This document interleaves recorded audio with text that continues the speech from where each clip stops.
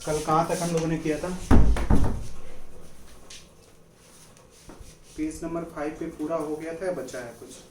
हाँ, क्या चीज़? अच्छा ठीक है, चलो।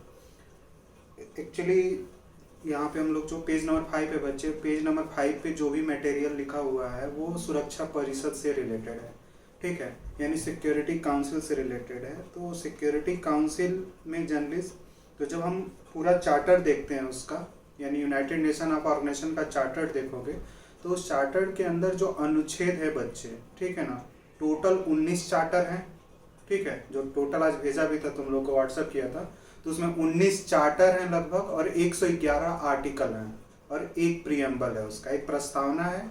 चार्टर टोटल 19 हैं और 111 जो हैं वो आर्टिकल्स हैं, यानी अनुच्छेद हैं। तो आर्टिकल जो 27 है बच्चे, वहाँ पे ना वोटिंग के बारे में बताया गया, यानी मतदान के बारे में, ठीक है। यानी सुरक्षा परिषद में जो भी निर्णय लिया जाएगा बच्चे, उस पर एक प्रकार से क्या किया जाता है, मतदान किया जाता है। यानी मतदान के बाद ही तुम क्या करोगे, किसी निर्णय को लागू कराओगे। यानी कोई निर्णय लेना है तो उस पर क्या करा जाता है, मतदान देखा जाता है, मतदान कराया जाता है और उस मतदान के द्वारा उस निर्णय के ऊपर पहुंचा जाता है। तो जो मतदान है बच्चे, वहां पे सुरक्षा परिषद के पास ना बच्चे दोहरा वीटो की शक्ति है। दोहरा वीटो बोला जाता है उसको। दोहरा वीटो का मतलब ये होता है कि जो महासभा है बच्चे, वो कोई प्रस्ताव लाएगा, ठीक है, और महासभा उस प्रस्ताव को पहले अपने लेवल पे क्या करेगा, पास करेगा बहुमत से, जो भी बहुमत होगा उस प्रस्ताव से संबंधित, और फिर वो प्रस्ताव जो होता है बच्चे, वो सुरक्षा परिषद में भेजा जाता है, ठीक है। तो जो सुरक्षा परिषद होता है बच्चे, वो क्या करता है, पहले वीटो के द्वारा उस मुद्दे को क्या करेगा, सामान्य मुद्दे से महत्वपूर्ण मुद्दे में क्या कर देगा, बदल देगा, और दूसरे वीटो के द्वारा उसको क्या कर सकता है, निषेध कर सकता है, यानी लागू होने से क्या कर सकता है, मना कर सकता है, तो रोक सकता है। इसी को जर्नलिस्ट हम लोग क्या बोलते हैं बच्चे, दोहरा वीटो, ठीक है। तो अनुच्छेद जो 27 है उसमें दोहरे वीटो की एक प्रकार से क्या की गई है, व्याख्या की गई है। एक तो दोहरे वीटो की व्याख्या है और दूसरा उसमें मतदान बताया गया है। तो मतदान जो होता है बच्चे, वो दो प्रक्रिया से वहां पे मतदान किया जाता है। कुछ विषय जो है बच्चे, उस पर क्या होता है कि 2/3 बहुमत को क्या किया जाता है, जांचा जाता है, और कुछ मुद्दे को समान बहुमत से क्या किया जाता है, पास किया जाता है। हाँ,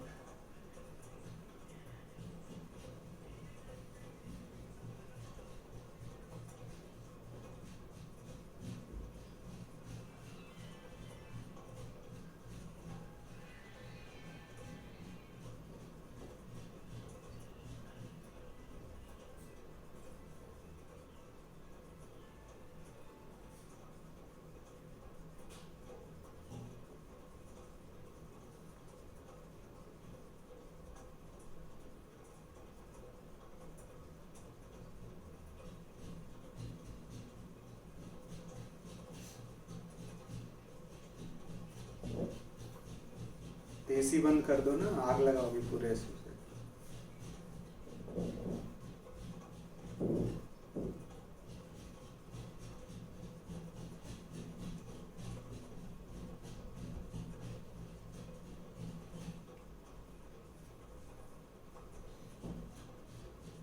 हाँ बच्चे,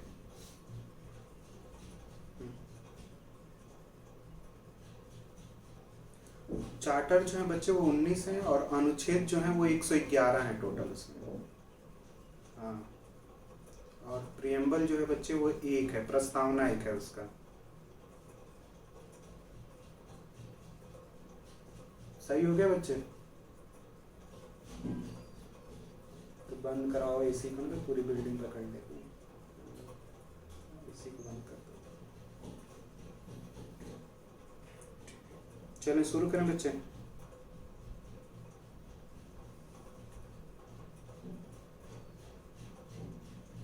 शुरू करें, ठीक है बच्चे। चल, दोहरा वीटो समझ में आया मतलब? ठीक है, मतलब दोहरे वीटो में ये होता है बच्चे कि कोई भी साधारण मुद्दा है, एक वीटो करोगी तो महत्वपूर्ण मुद्दा बन जाएगा, और उस महत्वपूर्ण मुद्दे को अगर तुम वीटो कर दोगी ना तो वो रुक जाता है, लागू नहीं होता। इसी को दोहरा वीटो बोलते हैं। यानी सुरक्षा परिषद के पास जो सुरक्षा परिषद में जो अस्थाई सदस्य हैं बच्चे, ठीक है, सुरक्षा परिषद के अंदर जो अस्थाई सदस्य हैं उनके पास 2 वीटो करने का पावर होता है, ठीक है, यानी 2 वोट कर सकते हैं वो किसी मुद्दे पर, जबकि महासभा के जो सदस्य होते हैं उन्हें 1 ही वोट करने का अधिकार होता है। आई बात समझ में? जब नीचे आओगे बच्चे तो वहां पे जर्नलिस्ट बताया गया कि मैंने बताया ना कि कोई भी निर्णय लिया जाता है तो निर्णय लेने से पहले एक बहुमत को हमें क्या करना पड़ता है, चेक करना पड़ता है, यानी बहुमत की जांच करनी पड़ेगी। तो जो भी निर्णय लिया जाता है बच्चे सुरक्षा परिषद में या महासभा में या संयुक्त राष्ट्र संघ में, वहां पे बहुमत की सिर्फ 2 ही प्रक्रिया बताई गई है। एक तो साधारण बहुमत की प्रक्रिया है और एक जो है वो 2/3 वाली बहुमत प्रक्रिया है, ठीक है। तो जैसे अब अस्थाई जो सदस्य हैं सुरक्षा परिषद के अंतर्गत, जो सुरक्षा परिषद है और उसमें जो अस्थाई सदस्य हैं, और अस्थाई सदस्य में जो 10 सदस्य आते हैं बच्चे, उन सदस्यों की जो नियुक्ति होगी पहले उस पे महासभा के द्वारा क्या किया जाएगा, 2/3 बहुमत से उन सदस्यों को क्या किया जाता है, नियुक्त किया जाता है, ठीक है। प्रस्ताव लाओगे आप महासभा में और उस प्रस्ताव को 2/3 बहुमत से आप पास करोगे, तभी अस्थायी सदस्यों की नियुक्ति जो होगी वो सुरक्षा परिषद के अस्थायी सदस्यों में होती है।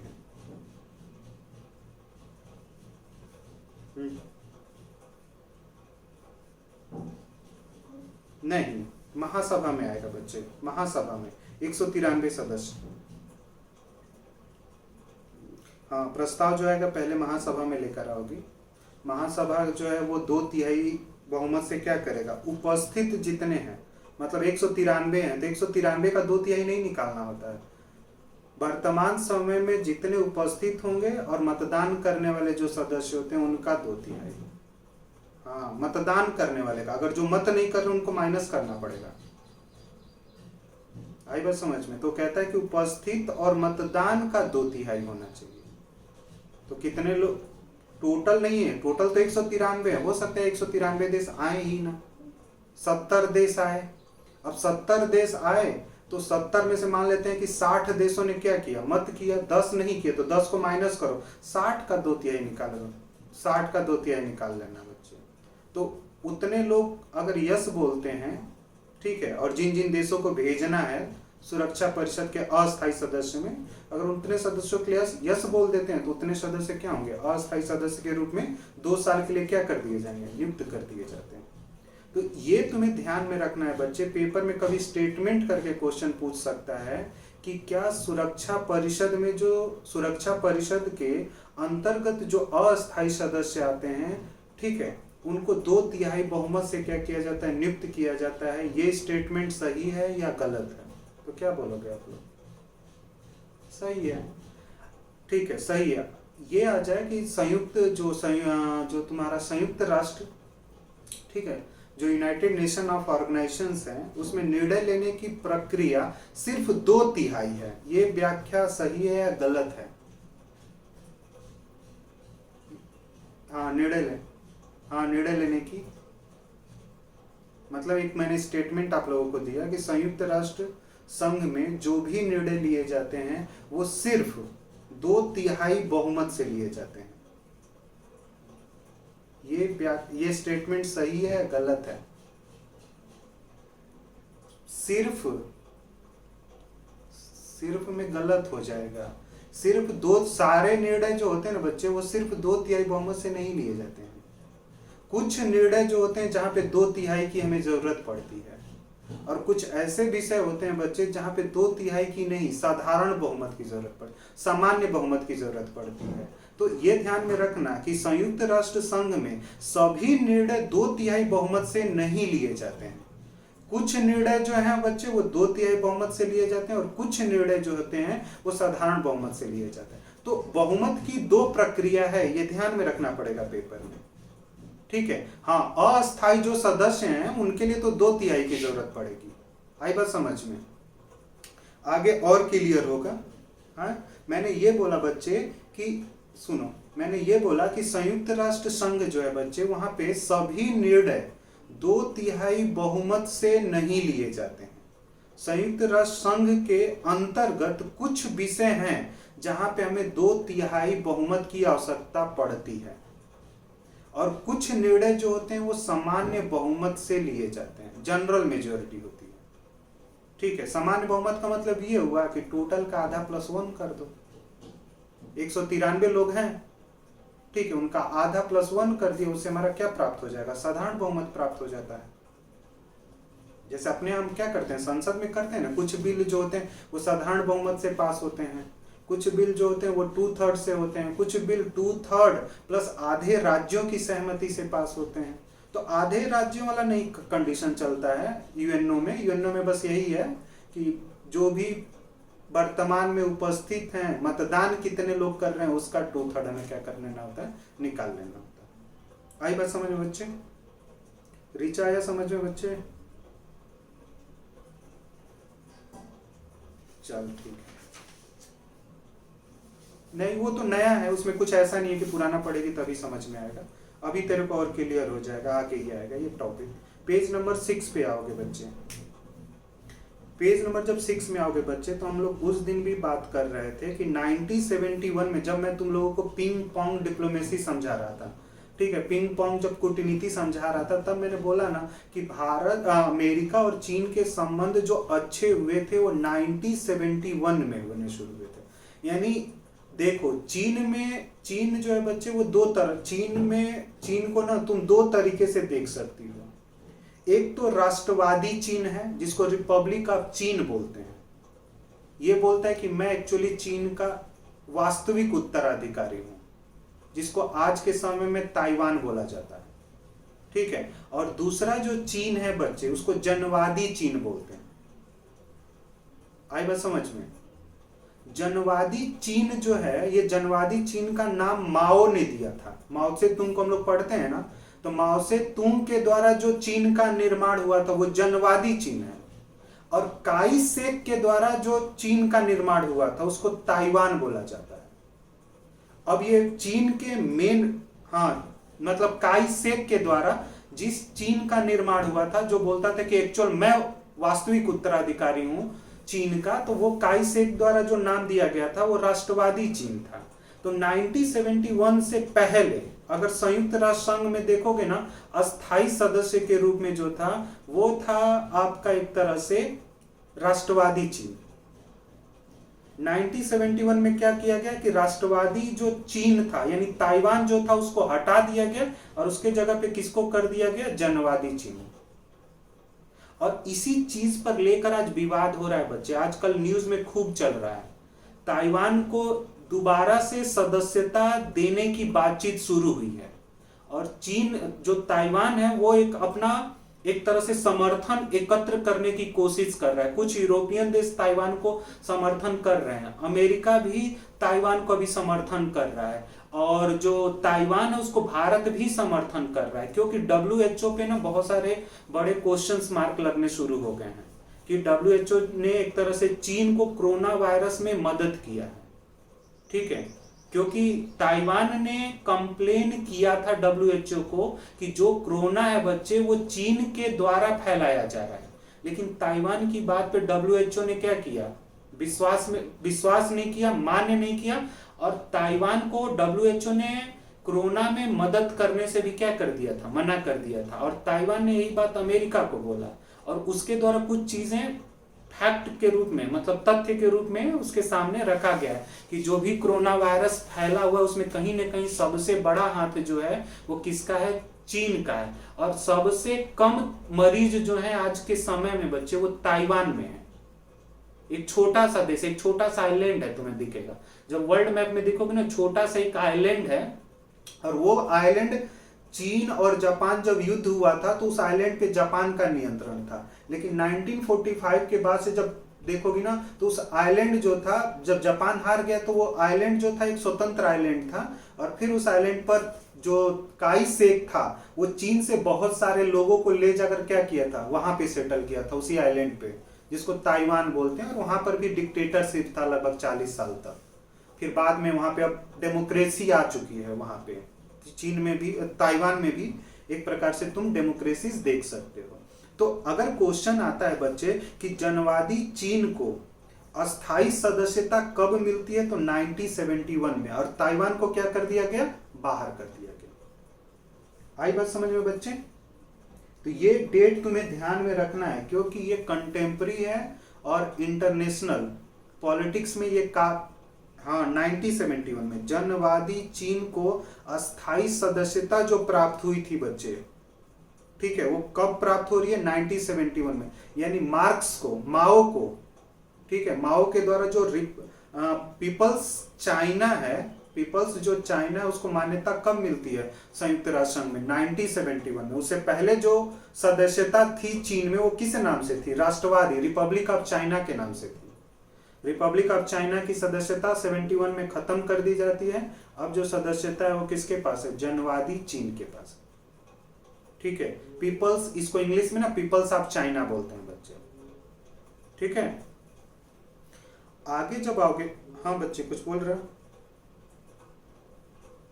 ठीक है, आगे आते हैं और वहां पे देखोगे बच्चे कि सुरक्षा परिषद की ही रिस्पॉन्सिबिलिटी है शांति बनाए रखने की। सुरक्षा परिषद का ये दायित्व है कि वो शांति बनाए, ठीक है, शांति बनाए रखने में अपना योगदान दे। अब मान लो कि सुरक्षा परिषद जो है वो शांति, मतलब विश्व में झगड़े चल रहे हैं, विवाद चल रहे हैं, और उस झगड़े में सुरक्षा परिषद कुछ करने से क्या कर रहा है, मना कर रहा है।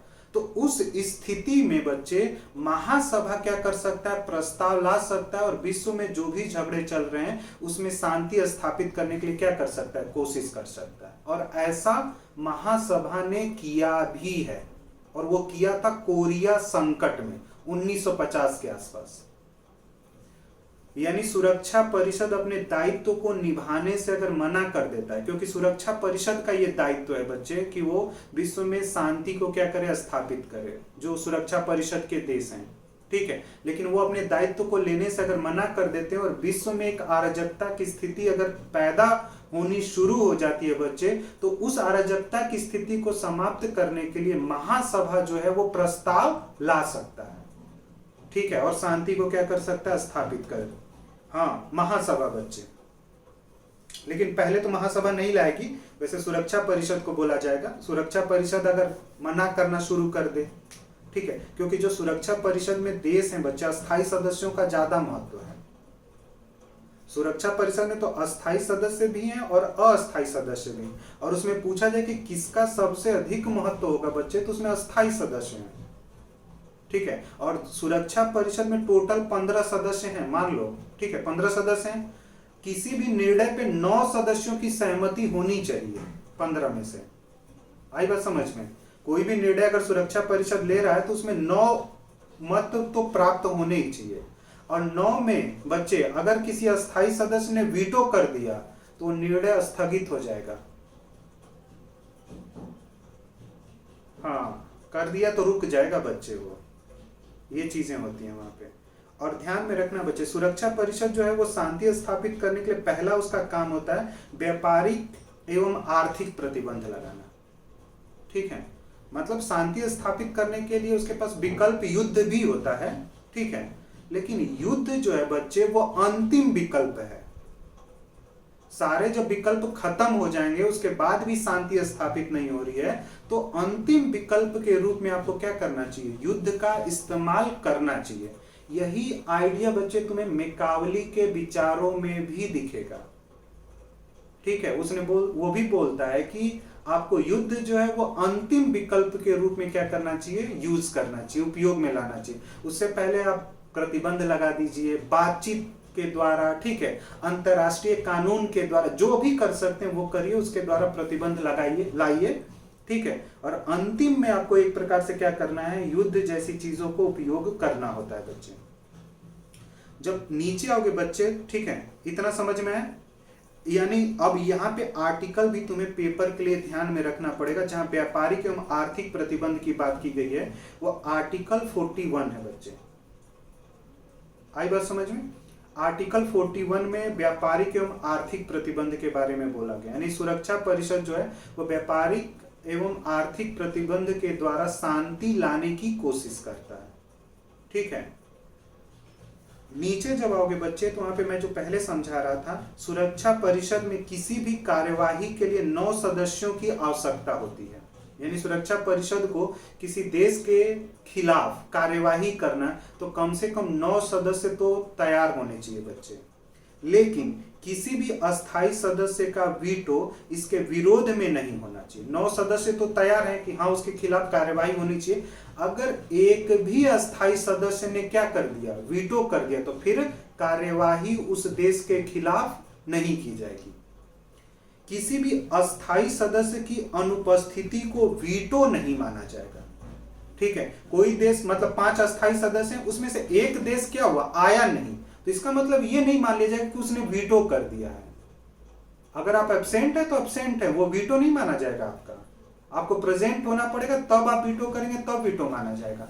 आप गायब हैं और ये नहीं मान लिया जाएगा कि वीटो हो गया बच्चे। आई बात समझ में? जब नीचे आओगे बच्चे तो वहां पे सामूहिक सुरक्षा लिखा गया है। ठीक है, अब एक चीज बहुत ध्यान से सुनना बच्चे, संयुक्त राष्ट्र संघ के चार्टर में कहीं भी सामूहिक सुरक्षा शब्द लिखा नहीं गया है। आई बात समझ में? हेलो, जो सामूहिक सुरक्षा, ये मत कभी टिक कर देना कि सामूहिक सुरक्षा यूएन चार्टर में लिखा हुआ है। सामूहिक सुरक्षा के जगह पे बच्चे सामूहिक कार्यवाही लिखा गया है। आई बात समझ में? चार्टर में जो शब्द लिखाए गए हैं वो सामूहिक कार्यवाही है, न कि सामूहिक सुरक्षा है। सैद्धांतिक रूप में वहां पे सामूहिक कार्यवाही शब्द लिखा हुआ है बच्चे, सामूहिक सुरक्षा शब्द नहीं लिखा हुआ है। तो ऑब्जेक्टिव क्वेश्चन करते हुए ध्यान में रखना, अगर स्टेटमेंट दे रहा है कि संयुक्त राष्ट्र संघ में सुरक्षा परिषद जो है वो सामूहिक कार्यवाही कर सकता है, ठीक है, ये स्टेटमेंट सही है बच्चे। यूएन चार्टर में सामूहिक सुरक्षा नहीं लिखा हुआ है। सामूहिक सुरक्षा जैसी चीजों को हम लोग क्या कर देते हैं, इंटरप्रिटेट करते हैं, सामान्यीकरण करते हैं कि सामूहिक जो कार्यवाही है उसका मतलब ही सामूहिक सुरक्षा होता है। आई बात समझ में? तो यूएन चार्टर में क्या लिखा हुआ है, कार्यवाही। ये तुम्हें दिमाग में रखना है या लिख लेना, भूल मत जाना, क्योंकि पेपर ऑब्जेक्टिव आता है और तुमने टिक कर दिया नहीं नहीं सामूहिक सुरक्षा हर जगह लिखा गया। सामूहिक सुरक्षा नहीं लिखा गया है, शांति के लिए, पीस के लिए सामूहिक कार्यवाही, ठीक है ना। कलेक्टिव एक तरह से क्या किया जाएगा, एक्शन लिया जाएगा, ठीक है। और उसी कलेक्टिव एक्शन को जो इंटरप्रिटेट करते हैं लोग, वो कर देते हैं कलेक्टिव सिक्योरिटीज में, यानी सामूहिक सुरक्षा। और सामूहिक सुरक्षा को बच्चे वहां परिभाषित किया गया है, ठीक है। और सामूहिक सुरक्षा को कैसे परिभाषित करते हैं, क्या मतलब होता है, यानी एक के लिए सभी और सभी के लिए एक। आई बात समझ में बच्चे? एक के लिए सभी और सभी के लिए एक जैसी चीजें क्या हुई हैं, बताई गई हैं, ठीक है। ये चीजें आपको क्या करना है, ध्यान में रखना है बच्चे। आई बात समझ में?